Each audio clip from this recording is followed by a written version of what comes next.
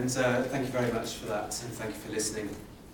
My name is Paul Hutchings. I set up Refugee Support Europe with a colleague in April this year, and gave up work for a year in order to do that.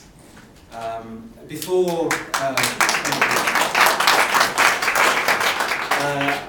have to say, with the support of my wife, who sat back there. Before that, I was a market researcher. I have been a market researcher for about 25 years. But about a year ago, I went to, I basically hired a van and went to Calais just to try and do something in the jungle there.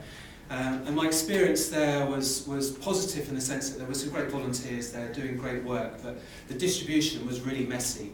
So my colleague and I in April, when we set up, one of the key things that we wanted to do was to do distribution of humanitarian aid in a dignified way.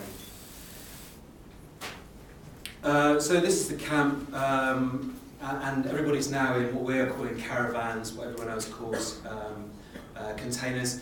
We're in two camps at the moment, one in Alexandria, one in Philippiala, and they're both on the mainland of Greece, with about 800 refugees in total.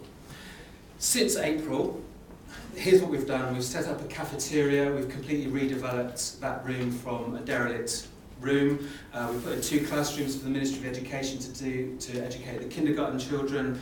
We have developed a community kitchen, and I'm celebrating today because we finally, after months of hard work, got approval to start using that. We offer respite care to newborn mums. After a tragic incident this summer, now they get a couple of days at least in a hotel after birth. We're developing a playground. We've got a warehouse where we spend a lot of time sorting good quality clothes and then distribute through our clothes shops. And what I want to talk to you specifically, there's a lot of work there that we've done. What I specifically want to talk to you about though is our food shops. The dignified system that we have for distributing food through those shops and how it supports the local Greek economy. Right at the heart of that, we've got volunteers. I have to say that we've had 180 plus volunteers come to work for us so far for periods of 2 to 4 weeks. If any of you have spoken to those at the back there, you'll see what amazing, extraordinary people they are.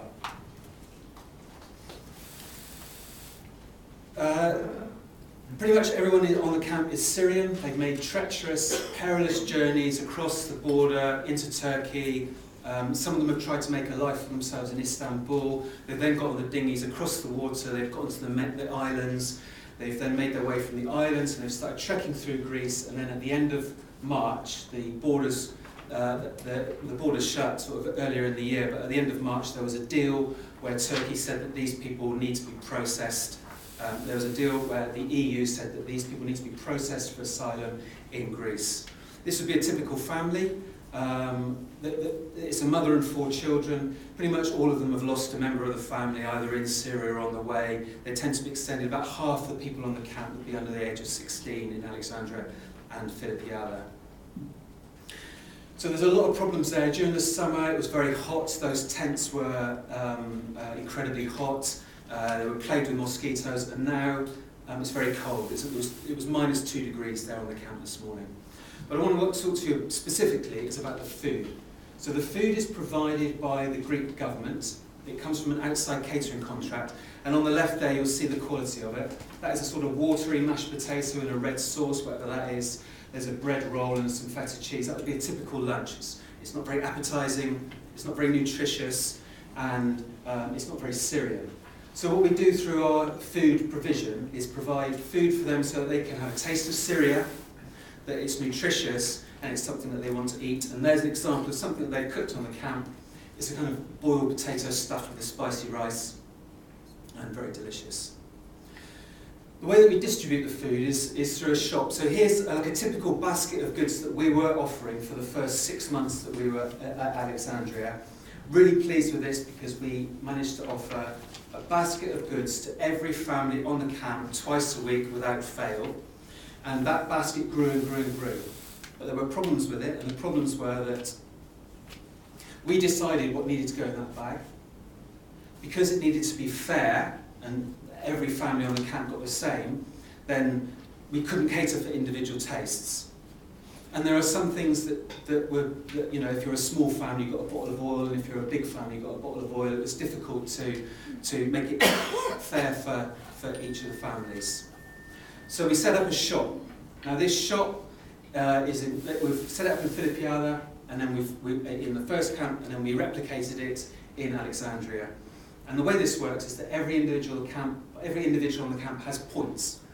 And then they get to spend those points in the shop on exactly what they want. Every item in the shop has a points value relative to its actual value in a supermarket.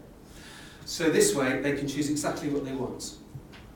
This was actually done when I was there a month ago, and we'd done the shop Monday to Saturday, and then on the Sunday we completely converted it into a points-based system and not the basket system that we had before. And here you can see there's someone there, they've chosen loads of tins of fish. And that's something that we would never offer. So what I would say is that one of the most important things is that we buy all of this produce locally. And what we're doing there is we're supporting the local Greek economy. Greece is on its knees, they've had a lot of austerity, and so by investing in the local economy, they benefit and we help with integration. The most important factor here, I think, is that what we're doing is offering people choice, and we're putting dignity right at the heart of what we do.